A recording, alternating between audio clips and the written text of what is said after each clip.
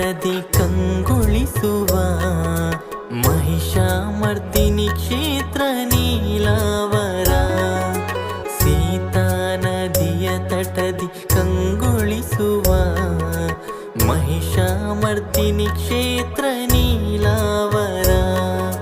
ತ್ರಿಕಾಲ ಪೂಜೆಯನ್ನು ತಾ ಪಡೆಯುವ, ತ್ರಿಕಾಲ ಪೂಜೆಯನ್ನು ತಾ ಪಡೆಯುವ ಭಗವತಿಯೇ ಪರಮೇಶ್ವರಿ ದುರ್ಗಾಂಬಿಕೆ. ಭಗವತಿಯೇ ಪರಮೇಶ್ವರಿ ದುರ್ಗಾಂಬಿಕೆ. ಸೀತಾ ನದಿಯ ತಟದಿ